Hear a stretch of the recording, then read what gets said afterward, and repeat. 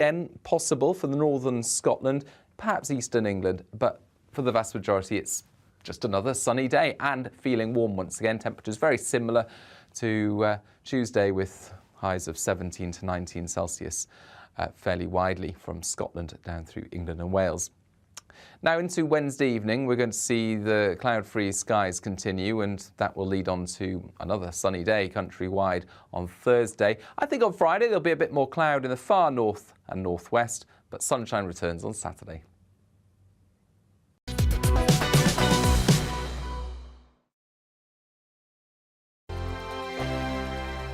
GB News is the UK's home of discussion and debate from all perspectives. To stay up to date on the latest stories, make sure that you subscribe to the GB News channel right here on YouTube. You can watch us live 24/7 across the whole world. You can also check out exclusive content and catch up on previous episodes of your favourite shows. Every day, we ask the questions that you'd ask, so why not add your voice to the conversation in the comments section? Don't forget to subscribe. We are GB News, Britain's news channel. Every night at 11 on GB News, we bring you the next day's stories the day before. It's basically like time travel. If it's a big story, we'll cover it, guaranteed. But we'll also have some fun along the way. Big opinions, big laughs. Sometimes big hair. This is Headliners, the paper review show that won't send you to sleep like the others will. 11 p.m, 7 nights a week. Join us.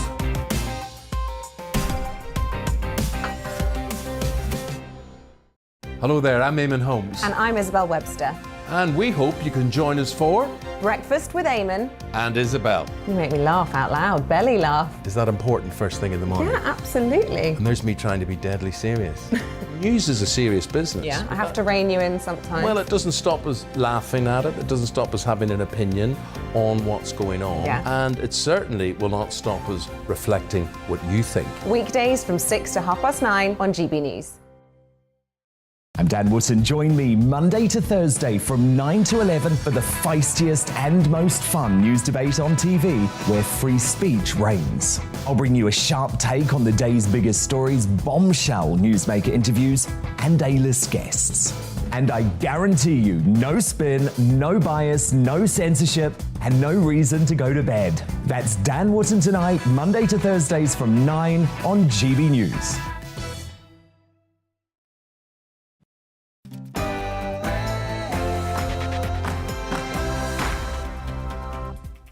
Hello and welcome to the briefing with me, Gloria De Piero. As prices soar, we'll be looking ahead to tomorrow's spring statement. How might the Chancellor help families feeling the squeeze? Also, I've got a real neat interview with former Chief Secretary to the Treasury, Liam Byrne. He was the one who left the "there's no money left" note for the coalition government in 2010. Plus, we're talking about bed blocking, the 5-year anniversary of the Westminster terror attack, and child queue. That's all after the news.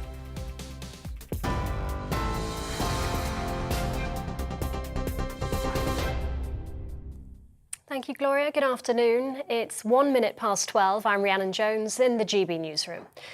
Ukraine's Deputy Prime Minister is urging Russia to allow citizens to leave the besieged city of Mariupol, where hundreds of thousands are trapped with little food and water. He claims Russian forces are blocking humanitarian corridors and preventing supplies from reaching the city and that of Kherson. Russia denies it's targeting civilians. Ukraine's former Prime Minister Alexei Honcharuk told GB News Kyiv is being bombarded every day and night, and no civilian in Ukraine or its neighbouring countries is safe. I believe that even the people in other countries like Poland, Baltic countries, Moldova, Georgia, they are not safe too, because Russia will not stop on Ukraine. And if we allow him to go, Putin to go further, he will go further. He will go as far as we let him go. Joe Biden's warning there are clear signs Russia may be preparing to use chemical and biological weapons in Ukraine. The US president says Putin's considering using such weapons because his back's against the wall and that there'll be severe consequences if he does. Joe Biden's also warning Moscow may be preparing cyber attacks in the US and told business leaders to be alert. He's asserting that we, America, have biological as well as chemical weapons in Europe. Simply not true. I guarantee you They're also suggesting that Ukraine has biological and chemical weapons in Ukraine. That's a clear sign he's considering using both of those. He's already used chemical weapons in the past, and we should be careful what's about to come. Ukraine's President Volodymyr Zelensky has paid tribute to a 96-year-old Holocaust survivor killed by Russian shelling in the city of Kharkiv. Boris Romanchenko survived several Nazi concentration camps during the Second World War. He was killed last week when a bomb hit the residential building he lived in. Ukraine's second-largest city has come under heavy fire since the start of Russia's invasion. Jailed Kremlin critic Alexei Navalny has been found guilty of large-scale fraud. Russian prosecutors are looking to move him to a maximum security prison for 13 years for fraud and contempt of court. Charges, he says, are politically motivated. Navalny is one of President Putin's most prominent critics. He's already serving a 2.5-year sentence for parole violations related to charges he says are fabricated. Rescue efforts continue in the search for victims and the flight recorder of a Chinese plane that crashed with 132 people on board. Rescuers in China have been scouring heavily forested slopes after a Boeing 737 crashed in the mountains of southern Guangxi. State media have described the situation as grim and that the possibility of losing everybody on board couldn't be ruled out. The terrorism threat level in Northern Ireland has been lowered from severe to substantial for the first time in 12 years. The Northern Ireland Secretary Brandon Lewis said it shows the significant progress the country's made, but he noted the public should remain vigilant and report any concerns to the police. A 22-year-old man has appeared in court charged with murdering 19-year-old Sabita Tanwani. She was found dead at student accommodation in Clerkenwell in central London in the early hours of Saturday morning. Maher Maroof, of no fixed address, has also been accused of attacking a police officer. He's been remanded in custody until Thursday, where he'll appear for a hearing at the Old Bailey. A 17-month-old girl who died yesterday after a dog attack at her home has been named by Merseyside police as Bella Ray Birch. Neighbours in the Blackbrook area of St Helens have spoken of their shock, calling her a beautiful little girl. The dog had only been with the family a week. It's been put down since and will be examined to determine whether or not it's an illegal breed. Energy company Shell is reportedly rethinking its decision to pull out of the controversial Cambo oil field in Scotland.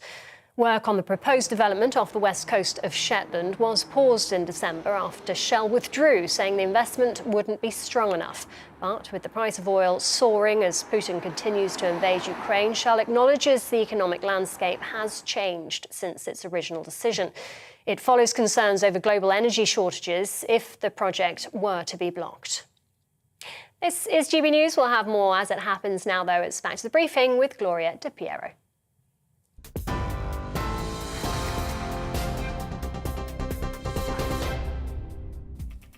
Coming up this hour on The Briefing, energy, petrol, food, everything seems to be getting more expensive, and next month taxes are on the up too. We'll look forward to the Chancellor's spring statement and ask what help he might give households feeling the squeeze. Our NHS is under pressure, and one of the biggest costs comes from elderly people being stuck in hospital when they could be better cared for elsewhere. I'll be discussing this with Conservative MP Andrew Morrison, who is campaigning for change. It's 5 years today since the Westminster terror attack. I'll be talking to Brendan Cox, the widower of murdered MP Joe Cox, about support for survivors and the families of victims. My Real Me interview is with former Chief Secretary to the Treasury, Liam Byrne. He talks about leaving that "there's no money left" note back in 2010 and his father's devastating addiction to alcohol.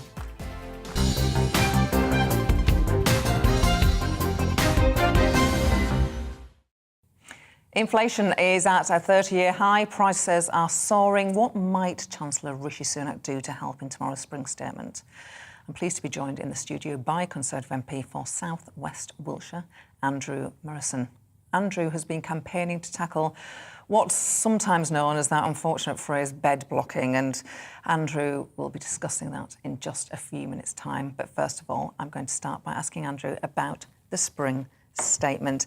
Rishi Sunak will be standing up in about 24 hours' time to deliver that mini-budget tomorrow. What would you like him to do to ease the pain for families? Well, Gloria, my constituents are worried because this month running into April looks like it's going to be quite catastrophic for them, with taxes going up, necessarily so to pay for NHS and social care, but more than that, the cost of energy, price at the pump, electricity, gas bills about to land on their doormat. Actually, this is quite serious, and their wages have been going up, but not really to keep pace with the rate of inflation, the bills they are having to deal with. And I think everybody understands that we've been through pretty bad 2 years, and we've now got a crisis in Ukraine with all that that brings, but nevertheless they are going to be feeling the pinch. So I think we've got to do something fairly significant to try to reduce the burden on them beyond that which has already been announced, and I'm looking forward to hearing a bit about that. And he's sort of dropping quite heavy hints that there might be a cut in fuel duty, but the opposition and some on your own side would like to see that national insurance rise scrapped as well. What do you think about that? I'm struggling with that, because we do need to deal with the backlog in the NHS caused by COVID. I think most people appreciate that. And we've also got to deal with social care. You know, we've got a once-in-a-generation opportunity now to really grip this, and all credit to the government for trying to deal with this, because all of its predecessors since the 1940s have put it in the all-too-difficult box. Now's the time to deal with it. It needs resourcing. I don't see a more equitable way of dealing with it than through national insurance and the health and social care levy, which will come in 2023. OK. Now, let's talk about the way that you want to change the law. It's through a vehicle called a 10-minute rule bill, but it's how ordinary MPs can seek to change the law. And the way you want to change the law is on people who are medically fit to be discharged from hospital, and you want to ensure that they can leave. Why wouldn't they be able to? Well, everything is, you'll appreciate this, everything is personal in what goes on in the House of Commons. And for me, what really made it for me was my poor mother-in-law passed away in November last year. And she did so in an acute general hospital, which was the wrong place for her to be. And she should have been in a homely setting in the community, perhaps a community hospital, or a nursing home care, or care in her own home. One of those things would have been much better than having to deal with the clamour of a district general hospital that's geared towards giving people active medical attention when we need it most. It needs to be there for us. And we know there are thousands of people in some situation all the time in our National Health Service. It's bad for them, and it's bad for the service, which at the moment needs those beds in order to deal with the bow wave of acute medical problems coming forward. So in terms of the system, obviously it makes sense to get people out as soon as they possibly can, and yet the system is still hanging on to people in inappropriate places. It's not good for them. And it causes all sorts of problems around iatrogenic illnesses, hospital-acquired infections, bed sores, the psychological trauma of it, and it's extremely expensive for our National Health Service that's trying to deal with this backlog. I tried to do something rather similar 20 years ago through a similar mechanism, and 20 years on, we've got different structures in our NHS, and my bill is designed to use those structures to try and deal with this and get people out into homely settings in the community rather than languishing for weeks on end, often at end of life, in acute general hospitals. Critics might say that the real campaign, therefore, is to get better care, because often the reason why people can't be discharged from hospital is because the care support package isn't there, the care home place isn't there. Isn't that the crux of the problem, and why so much pressure is put on our hospitals, because there's simply nowhere to go? Well, the actual problem is the fact that health and social care in this country has been split into two since the 1940s. So some of the structures have been brought forward recently around integrated care partnerships, for example, which are part of the bill I was trying to bring through the other day. Hopefully we'll deal with some of that, but we're not there yet. The fundamental issue here, of course, is dealing with people in homely settings in the community is in fact cheaper than dealing with people in acute hospitals. So it's a win-win situation. It's just that because our system is so siloed, We don't get people out of hospital. They stay where they are at huge cost to the NHS, and obviously the opportunity cost that presents, and at huge cost to the individual. So somehow we've got to deal with that and break down those barriers. We need to grow social care. We need to professionalise social care. We need to resource it properly, which comes back to the point you challenged me on quite rightly about whether we should be scrapping national insurance and the health and social care levy. And my answer to that is no, because we do need to deal with social care. OK. Finally, and while we have you, we heard in court yesterday that the man accused of killing Sir David Amess had made 6 visits to the home address of Michael Gove. Do you feel safe as an MP? Do we need to do more to increase MP security? Well, look, you'll know how this is. We all struggle with this. So on the one hand, in our system, we want to have immediacy with our constituents. We don't want there to be barriers. We don't want to hide away. Goodness me, we don't want that. But on the other hand, we have to deal with the threat to members of Parliament. And there have been things put in place over the past few weeks and months to try to improve that a bit, but there will always be at risk. And the trick is to try to strike a balance between the two. Sir David Amess is a great tragedy. He was a lovely man. Joe Cox, similarly. We've got to do what we can to make sure that this doesn't happen and that those around us, our staff, aren't at risk as well. But at the end of the day, we still have to be available to our constituents. Really nice to talk to you today. Please come back again soon. Thanks very much indeed, Conservative MP Andrew Morrison. Now, prices are going up at the pumps and in the shops. Inflation is soaring. Many families are worried about making ends meet. All eyes be on Chancellor Rishi Sunak. He's preparing for that spring statement tomorrow. What help might he give? A 5p cut in fuel duties being rumoured. He could raise the threshold at which you pay national insurance to cushion the lowest earners from the rise. Lots of MPs are calling for the national insurance rise to be scrapped, of course. Well, here to tell us more is our economics editor, Liam Halligan. Liam, we get 2 economic statements from the Chancellor of the Exchequer each year. The last one was in October. A lot has changed since then. It certainly has, Gloria. So the last official budget was October 2021. What we've got tomorrow, and you and I will be presenting a special 5-hour marathon, getting the old band back together. Bring your packed lunch. From 11 a.m. We're expecting the statement at 1:30 after Prime Minister's questions. 12:30. 12:40. Then it will go on till 5 p.m. So this time in October 2021, that was the last official budget statement. This is a mini budget, a spring statement, but this is far, far more important, whatever the Treasury says, because the world has changed so much, because the cost of living squeeze has come on, because inflation is now so much higher and growth is probably going to be lower than the Chancellor was forecasting last year. Back in October 2021, he said that during 2022, the official forecast was that the British economy would expand by 6% this year. It's really fast growth because we're bouncing back from the pandemic. We're going to grow by a lot less than that, not least because of the war between Russia and Ukraine, and also because inflation. The government was forecasting back in October 2021, during the time of the last budget, that inflation will be averaging about 4% this year. Well, wave goodbye to that. Inflation is going to average 6, 7, 8, 9% this year. Higher inflation, lower living standards, it hits investment. Doesn't bring me any pleasure to say this. It makes it much harder for the Chancellor to spend. If the economy's smaller and money's worth less because of inflation, even if, with the best will in the world, if he wants to extend help to hard-pressed households, it gets much trickier.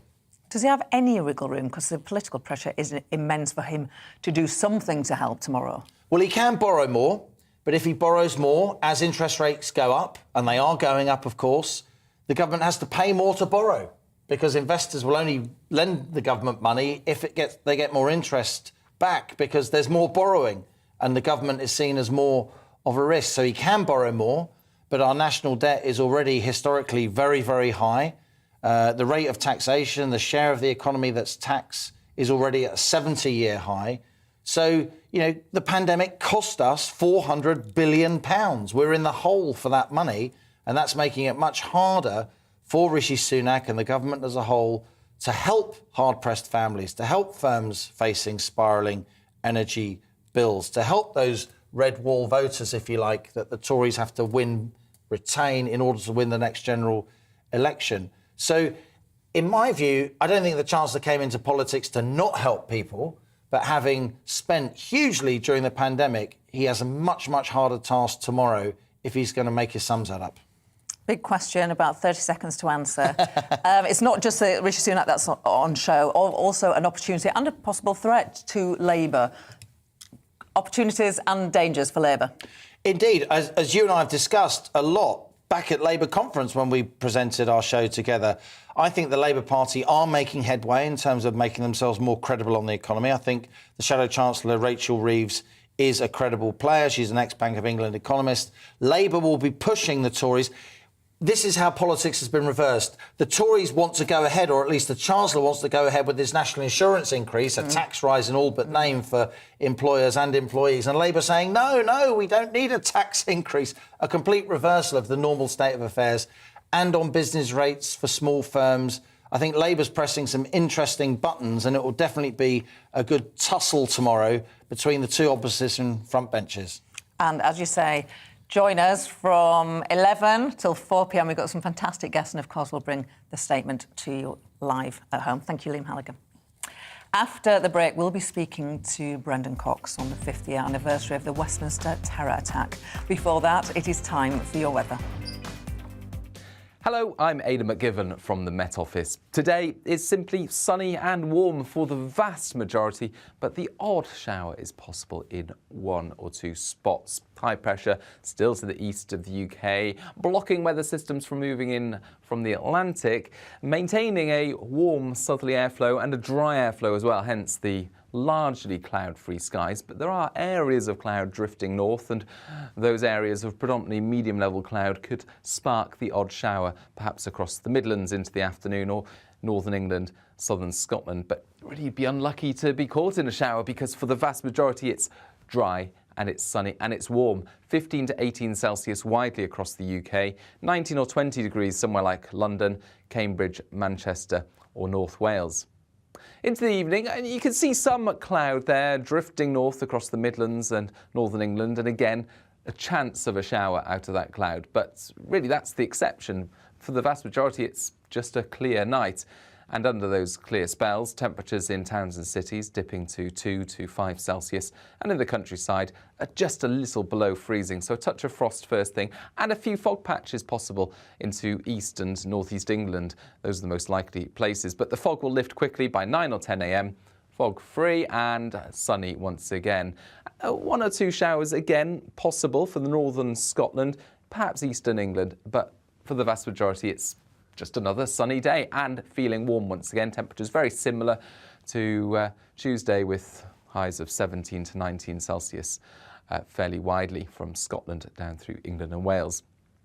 Now into Wednesday evening, we're going to see the cloud-free skies continue, and that will lead on to another sunny day countrywide on Thursday. I think on Friday there'll be a bit more cloud in the far north and northwest, but sunshine returns on Saturday.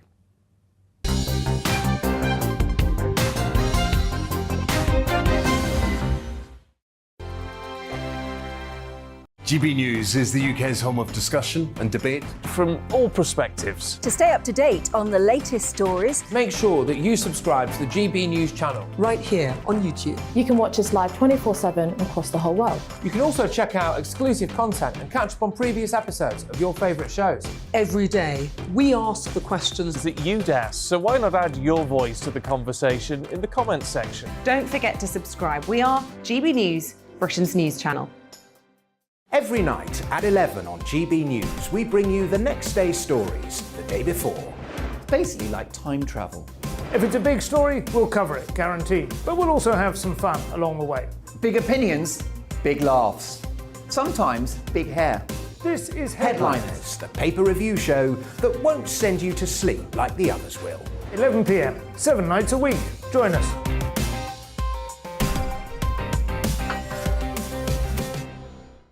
Hello there, I'm Eamon Holmes. And I'm Isabel Webster. And we hope you can join us for Breakfast with Eamon and Isabel. You make me laugh out loud, belly laugh. Is that important first thing in the morning? Yeah, absolutely. And there's me trying to be deadly serious. News is a serious business. Yeah, I have to rein you in sometimes. Well, it doesn't stop us laughing at it. It doesn't stop us having an opinion on what's going on. Yeah. And it certainly will not stop us reflecting what you think. Weekdays from 6 to 9:30 on GB News. I'm Dan Wootton. Join me Monday to Thursday from 9 to 11 for the feistiest and most fun news debate on TV, where free speech reigns. I'll bring you a sharp take on the day's biggest stories, bombshell newsmaker interviews, and A-list guests. And I guarantee you, no spin, no bias, no censorship, and no reason to go to bed. That's Dan Wootton Tonight, Monday to Thursdays from 9 on GB News.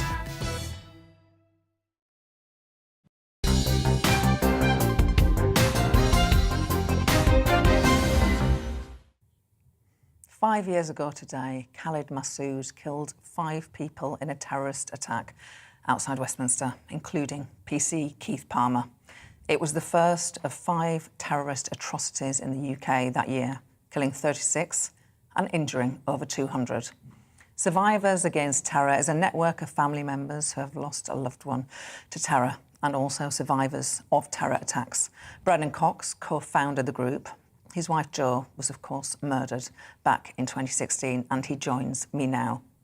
It's good to see you, Brendan. Thank you for your time. Good to see you. I learned a lot, actually, from the press release that you sent.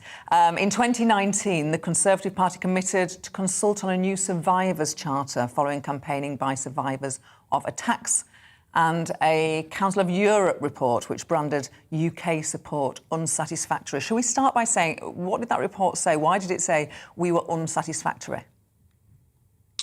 So what happens in the UK when there's a terror attack is that you get very positive noises from government in terms of saying that survivors will be looked after and supported.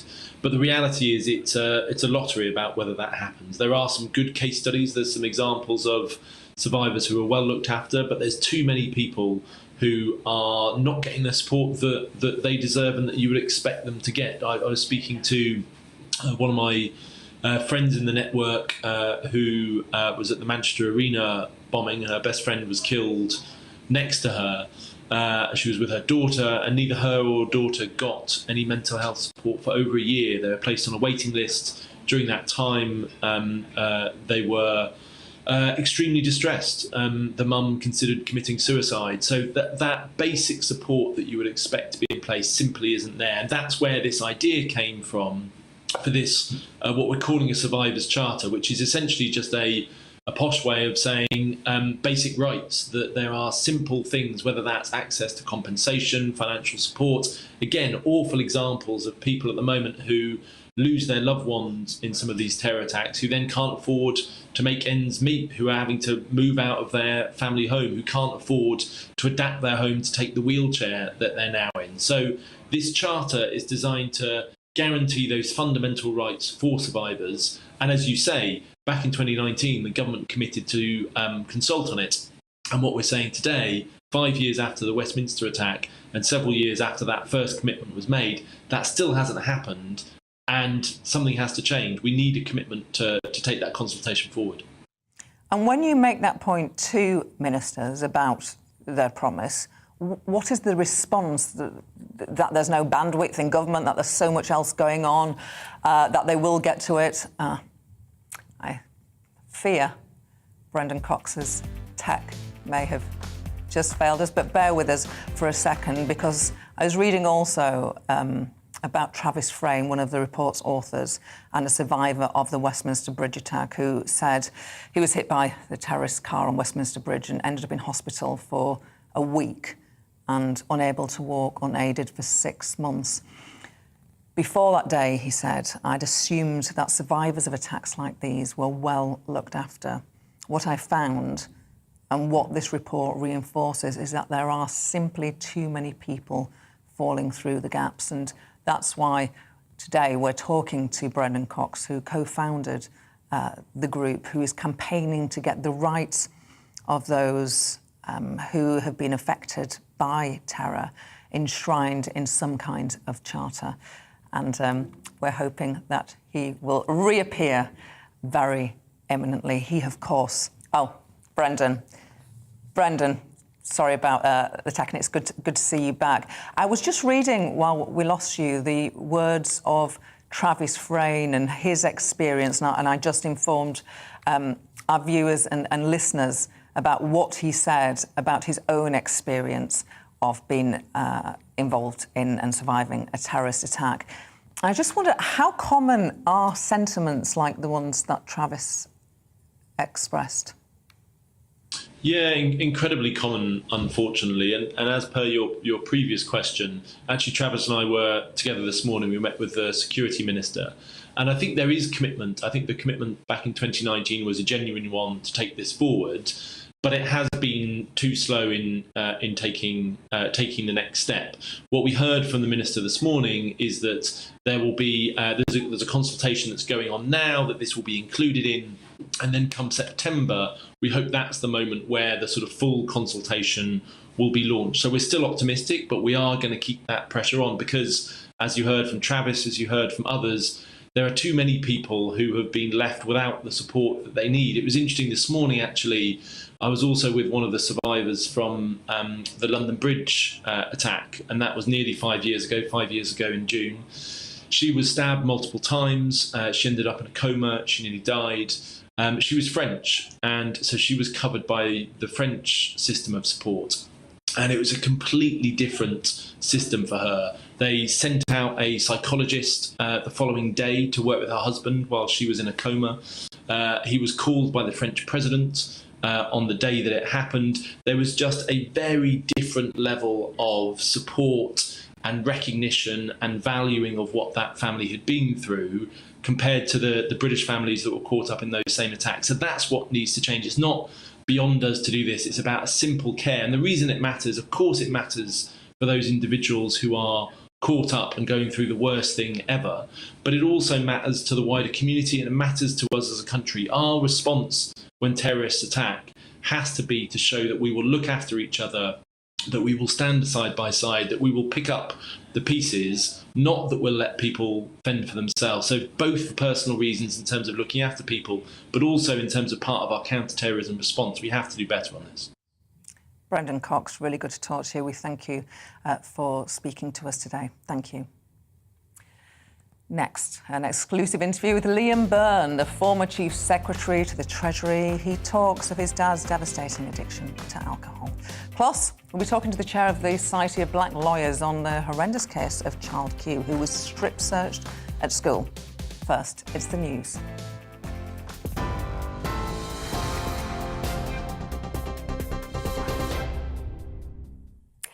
It's 12:30. I'm Rhiannon Jones in the GB newsroom. Ukraine's Deputy Prime Minister is urging Russia to allow citizens to leave the besieged city of Mariupol, where hundreds of thousands are trapped with little food and water. He claims Russian forces are blocking humanitarian corridors and preventing supplies from reaching the city and that of Kherson. Russia denies it's targeting civilians. Jailed Kremlin critic Alexei Navalny has been sentenced to 9 years in a maximum security prison for large-scale fraud.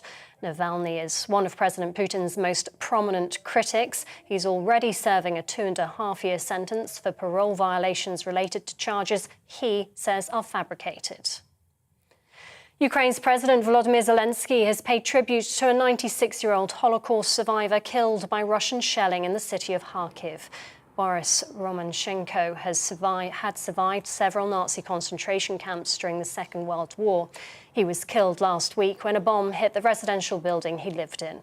Ukraine's second-largest city has come under heavy fire since the start of Russia's invasion. And a 17-month-old girl who died yesterday after a dog attack at her home has been named by Merseyside police as Bella Ray Birch.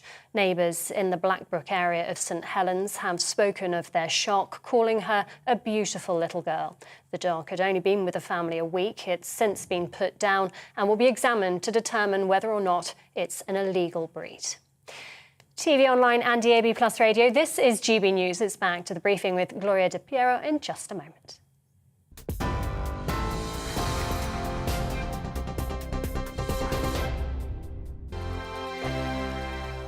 GB News is the UK's home of discussion and debate from all perspectives. To stay up to date on the latest stories, make sure that you subscribe to the GB News channel right here on YouTube. You can watch us live 24/7 across the whole world. You can also check out exclusive content and catch up on previous episodes of your favourite shows. Every day, we ask the questions that you'd ask, so why not add your voice to the conversation in the comments section? Don't forget to subscribe. We are GB News, Britain's news channel.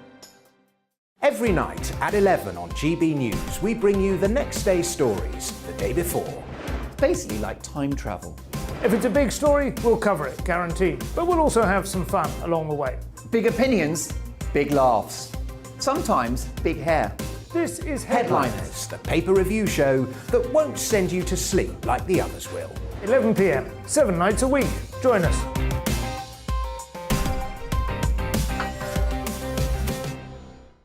Hello there, I'm Eamon Holmes. And I'm Isabel Webster.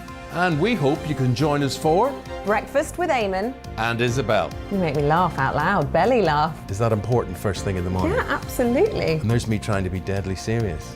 News is a serious business. Yeah, I have to rein you in sometimes. Well, it doesn't stop us laughing at it. It doesn't stop us having an opinion on what's going on. Yeah. And it certainly will not stop us reflecting what you think. Weekdays from 6 to 9:30 on GB News. I'm Dan Wootton. Join me Monday to Thursday from 9 to 11 for the feistiest and most fun news debate on TV, where free speech reigns. I'll bring you a sharp take on the day's biggest stories, bombshell newsmaker interviews, and A-list guests. And I guarantee you, no spin, no bias, no censorship, and no reason to go to bed. That's Dan Wootton tonight, Monday to Thursdays from 9 on GB News.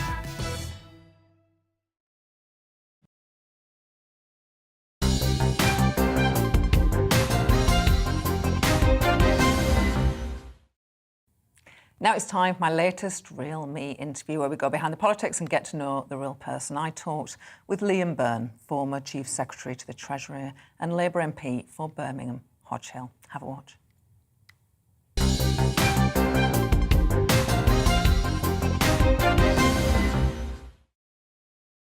Liam Byrne, you're coming up to the age of 52 years old. It's gone so fast. Your mum dies when she is 52 Yeah. of cancer. You're in your early 20s at the time. Tell me about that. How long did you know she was ill? Not long. I mean, it was back in the days when actually the NHS was just, not very good. She had been going to the doctor for a long time and they'd just not spotted it. And it was in the final stages of the 1997 election. So I was actually working in Millbank Tower. Labour HQ. Yeah, Labour HQ. I was on the main floor in the war room. When I got the call that we'd all been dreading, and I remember going down to St Margaret's Church, which is the church just opposite the House of Commons, to say some prayers, and then got on the train to Cambridge, and that's when we got to Adam Brooks Hospital, which is where she was in Cambridge, to kind of meet my dad and sit down, and my dad just was not in a good place. He was not he just basically got the news that his wife, the love of his life, was about to die. So I had to sit down with the surgeons and kind of understand how long she had, and explain that to my dad and explain that to my brothers. Were you with your mum at the end? Yeah, I mean, my mum, she was so strong, and she just came from a hell of a family. Her mum had schizophrenia, her brother had schizophrenia, her dad had died when, she was 16 of a heart attack when she was in the middle of her A-levels. Her sister had cerebral palsy. I mean, she came from, quite a tough kind of background. And her and my dad were kind of star-crossed lovers in a way. They both came from these difficult backgrounds, found each other at university. They were each other's salvation. And in many ways, the hardest bit of it all was being in the middle of this love story that was just about to be completely destroyed. Anyway, my mum obviously decided that she was going to spend one last Christmas with us. And I remember I kind of carried her to bed night of Christmas Day, and yeah, when I brought her breakfast in the morning on Boxing Day, she was breathing her last. You know, and we got the ambulances in, and yeah, dreadful. Yeah, tragic, completely tragic. Cancer is unredeeming. I mean, she died of pancreatic cancer. There's no redemption to that. Now that, for losing a parent, for most people is the worst thing that we all dread it. I've still got my mum and dad. But actually, your upbringing is quite challenging. And when I was doing my research, I read that your mum used to confide in you from the age of 8. Your father is drinking too much again. You were 8 years old. Were you aware at that time that your dad was drinking too much? No, and it was it was only kind of in later life when, you know, I explained this to people, that when they kind of asked me, well, you know, when did you know that your dad had a problem with alcohol? And I'd say, well, you know, because I was the eldest son, you get, in all children of alcoholics, in all those families, you get different patterns of codependency, basically. Families figure out a way of kind of coping. You know, and my mum had a pretty demanding job. I mean, she was the head of science at a local comprehensive school. You know, it was a pretty tough gig, pretty stressful, and she was having to do a lot of the heavy lifting at home on her own. And so, yeah, she, as the eldest, she sort of talked to me a lot about it. But it was only kind of when I look back and to kind of say to people, well, yes, I suppose I was 7 or 8 when that conversation first started. And people said to me, well, that's awfully young, isn't it? And it was only then really that I thought, well, yeah, actually that was pretty young. And then, you know, that was the pattern of our lives, you know, since then. But as I say, I mean, the tragedy of it all was that they had kind of found each other, and although things were difficult for them, they had both come from these sort of really difficult families, and they were each other's salvation. And so on the one hand, you're kind of conflicted because you've got this emotional turmoil that you're trying to deal with. And as a little boy, of course, what you're desperate for is you just want them not to split up. You want to be everything to be okay. You want to try and make everything right. You know, you do worry a lot about whether it's your fault. You know, is there things you're not doing that would make it all kind of better? And of course there isn't. You know, the child of an alcoholic can't, there's nothing the child of an alcoholic can do. It's not their fault. You know, there's nothing they can do to fix it. So yeah, it started dead young. And how did the alcoholism, how did it manifest itself? When did you become aware of, and what did you become aware of? It was a very love-hate relationship that I had with my dad. You know, when he put on a suit in the morning, you know, he helped run the local council. When he was going out to work in the morning, taking on the world, you know, I just thought the absolute world of him. But once you'd had a drink and was slurring or just repetitive or embarrassing, you know, that's when you kind of hate them. And bouncing around between a love-hate relationship with your own parents as a kid, actually that's really bad for you. That's just not good. That's just not good for you at all. And then, you know, when my mum died, understandably, you know, my dad described it as a direct hit to the family. And that's when he, you know, really began to slide deep into the abyss. And you know, that was 20 years of him basically trying to drink himself to death, and until he finally got there, you know, 5 or 6 years ago. Did you find empty bottles? Alcoholics, from what I read, they try and hide their alcoholism. Yeah. What were the signs that were around the house? Empty bottles hidden behind bookshelves, you know, lots of rows, lots of things being thrown around, things being broken, windows being smashed. You know, and there were lots and lots of happy times as well when things were okay, you know, when there were good times too, but the bad times are low. And so you kind of grow up on a sort of roller coaster of sort of highs and lows, really. That's as a kid, you don't realise what's going on. Of course, you're just a subject in the sort of story of that others are writing. You're not the author of it. And your dad, as you say, he helped from the council. Yeah. So quite very respectable senior job. Probably lots of people knew him in the community. And Everyone knew. And Yeah. he gets done for drink driving. And 4 that times becomes over the limit.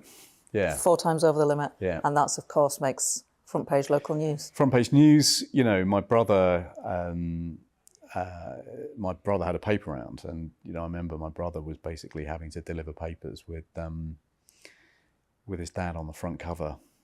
You know, Harlow, where we kind of grew up in our teenage years, in a way, it's a small town. Everybody knows each other in many ways, and yeah, you know, my other brother had to kind of help get my mum and dad out of the court when it went to court, and it was just that's the thing about alcoholism, is that what all kids learn to kind of fear is that sort of public shame that goes with it, and that's why in a way I decided to talk about it, because I just think that the shame and stigma of alcohol addiction means that people don't talk about it, and of course what that does is it just makes it so much worse. So you repress it.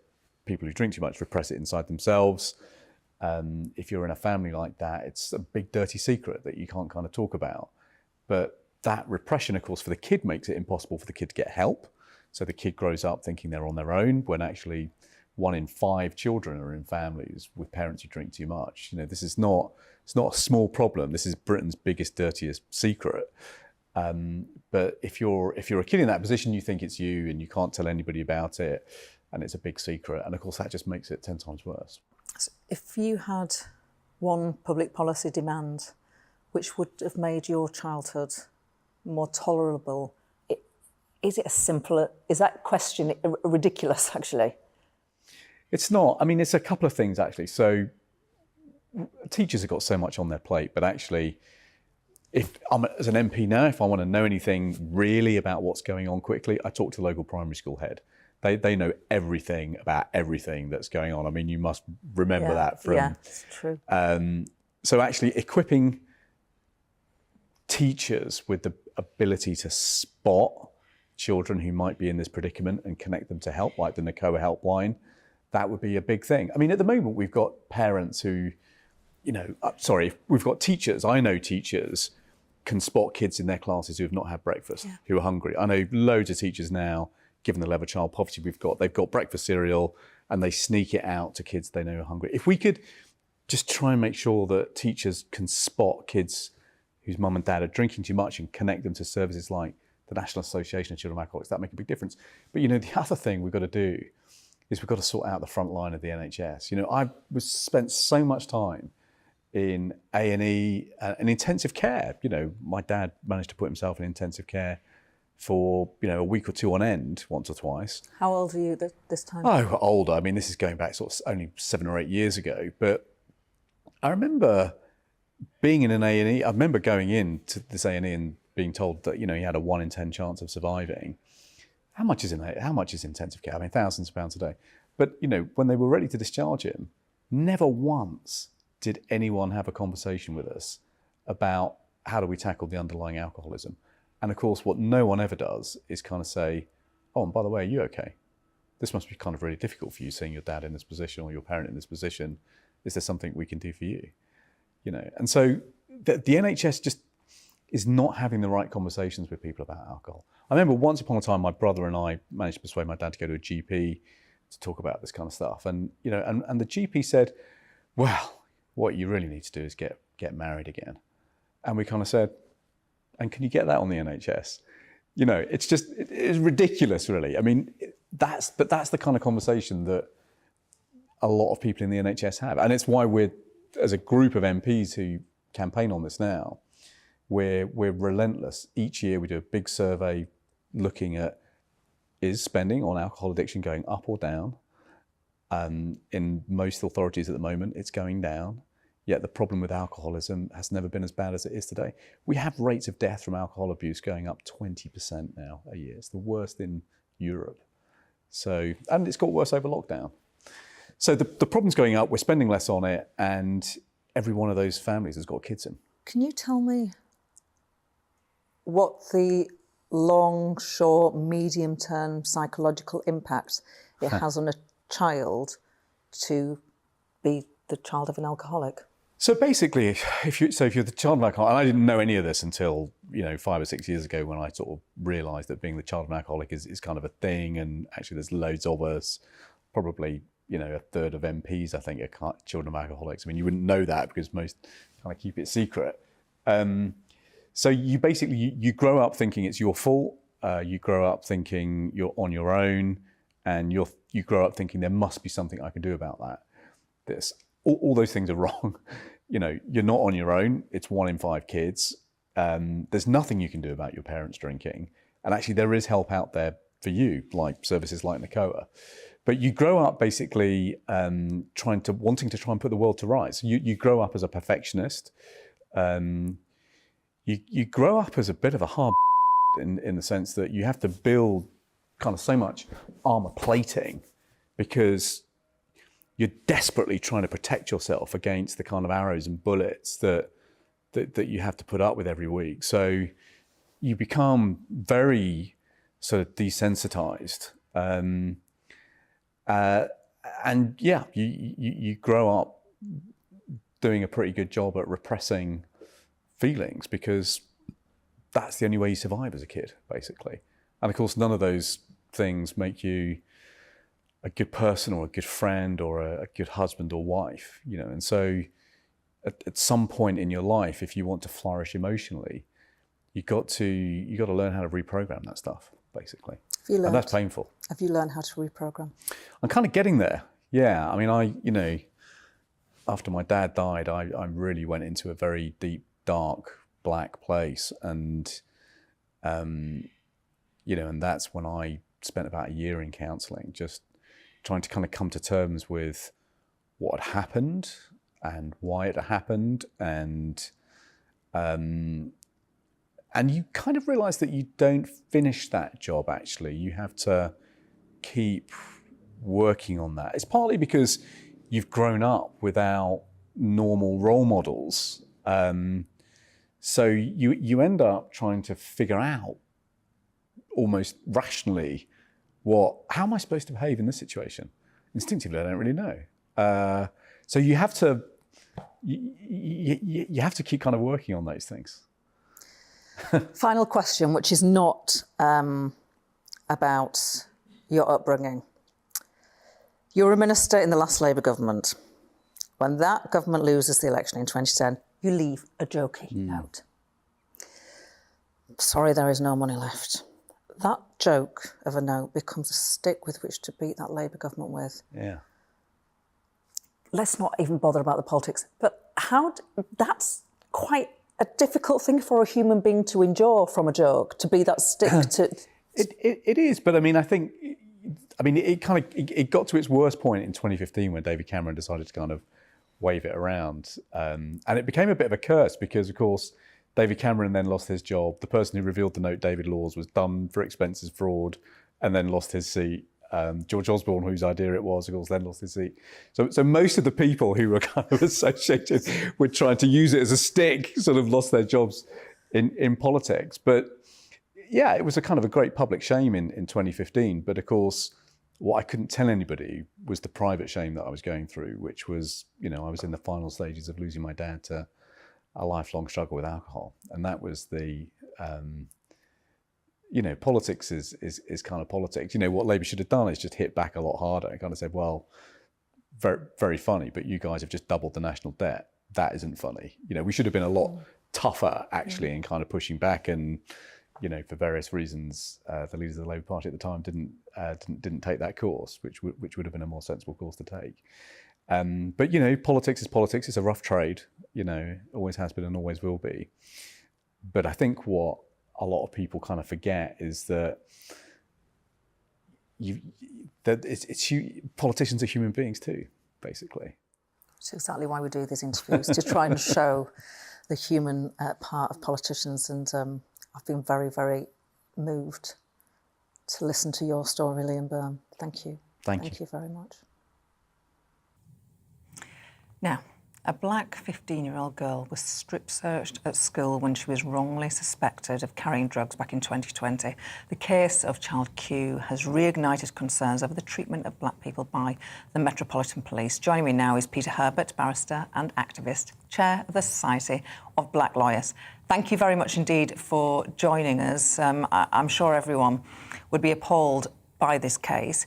What can we learn about police practices in light of the case? Can we assume that this was a terrible but very rare problems? Well, I think it's a sign of systemic racism in the Metropolitan Police. They've never really gone away. And one of the things which is sadly a feature of life in the United Kingdom is that African Caribbean children are not treated as children. They are seen as stereotypical people who are suspected of criminal activity, and they are not recorded the same rights as white children. And so it doesn't take too much imagination to ask yourself, if there'd been a smell of the cannabis detected on a white girl, would this have happened? And the answer invariably is no, it would not have happened. Their parents would have been called, there would have been consultation, and there would have not been a knee-jerk reaction to call the police. But with a black girl, she's not treated in the same way. And you know very well that if you ask whether children have been excluded from, say, Eton or Harrow or Ampleforth or other public schools, they have, and they are, regularly. I've never heard of a white child being strip-searched in this way in the United Kingdom. Maybe they have, but I think we would have heard about it. And the Met Police have said it shouldn't have happened. Now, Kit Malthouse, the policing minister, says the government will wait for the outcome of the report by an independent office of police conduct investigation before announcing any changes to police training around strip searches. In your view, what change is needed, if any, to police training? Would that deal with the problem? Well, no, it doesn't. And I've known Kit Malthouse some time. He doesn't need to wait for that. He's a very bright guy. You just need to know that this amounts to, no matter what the environment, gross misconduct by the teaching staff, by the 3 police officers, and by their managers. The last thing you need, in a sense, is to have a report to tell you what to do. Training will happen. It can be changed. But the bottom line is that people in uniform have a huge discretion of power, and therefore it is getting inside the head of school administrators, teachers, and others to understand how racism operates. And it operates in a way which you do not see our children as deserving of the same rights and protections as a white child would get in a similar circumstance. And in a funny sort of way, no matter all the training in the world, doesn't deal with racism as such. What can happen is education starting in school, universities, and all throughout society, including the fact that there must be very severe sanctions. That may do it, but these instances are invariably going to happen if you treat people as second-class citizens. I hope we get to talk again. Thank you very much for your time, Peter Herbert, Society of Black Lawyers. Join me and Liam Halligan tomorrow from 11 for our spring statement special. Liam will be here with On the Money in just a moment. First, it is your weather.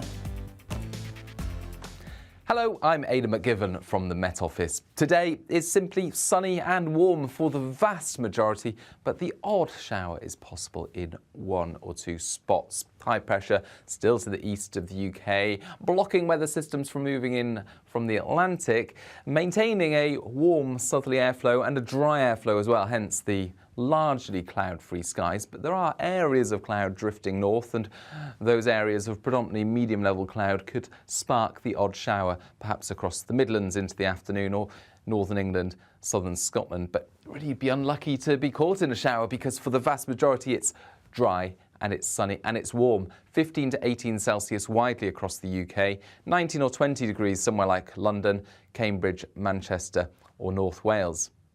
Into the evening, and you can see some cloud there drifting north across the Midlands and northern England, and again a chance of a shower out of that cloud, but really that's the exception. For the vast majority it's just a clear night, And under those clear spells, temperatures in towns and cities dipping to 2 to 5 Celsius, and in the countryside are just a little below freezing, so a touch of frost first thing, and a few fog patches possible into east and